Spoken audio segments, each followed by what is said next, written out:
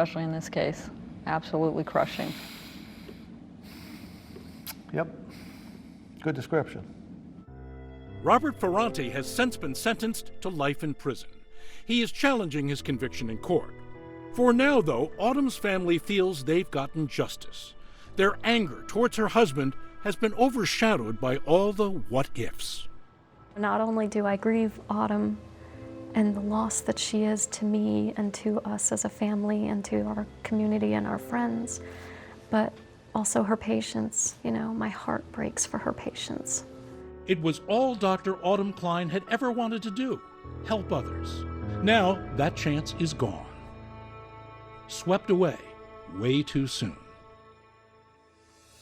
That's all for now. I'm Lester Holt.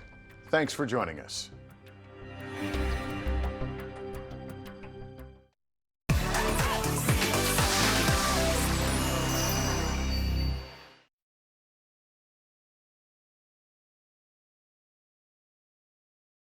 Well, let's say I found the one who takes me to another level.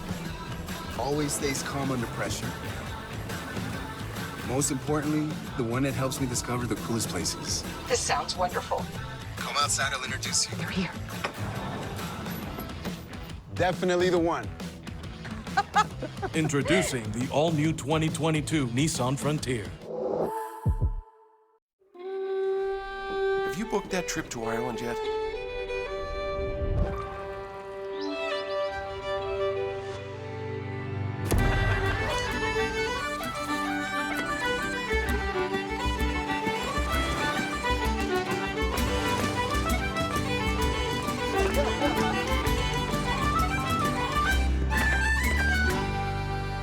Press the green button and visit the island of Ireland. See Ireland.com. This is NBC4 News at 11. Back to school anxiety is that same feeling many parents had at the start of the school year. Now here again months later. Just hours before some students return to the classroom, some families are worried about a surge in Omicron cases. That's right. Tonight we have some new numbers out of LA County. Now over the weekend we did see a lot of new cases. Get this, nearly 45,000.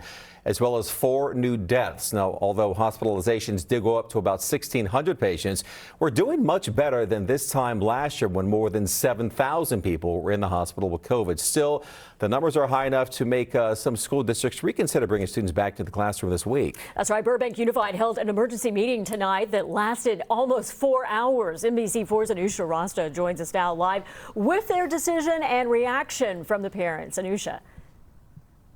That's right. Well, Burbank Unified Schools will reopen tomorrow as scheduled. But one of the biggest concerns that parents expressed at the meeting tonight was that a 1-week delay could get extended and turn into another year of distance learning. Now is the time for us to finally stand up and say enough is enough.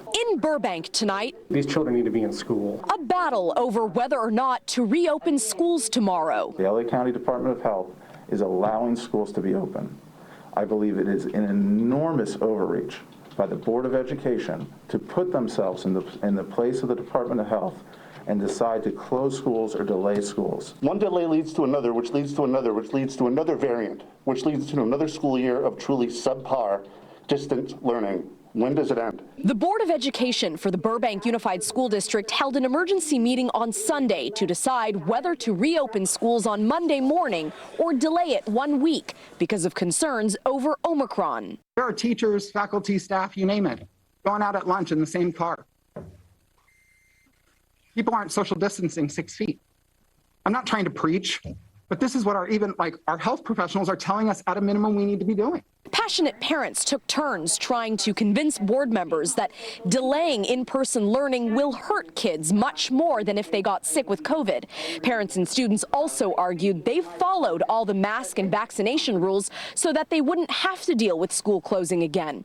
But others are worried that kids will be heading back to school after picking up the coronavirus after gatherings over the holidays and won't be required to show a negative test result before returning for the first day of school. We have a lot of kids right now that will be coming back into our school system tomorrow morning, and they're going to be carriers.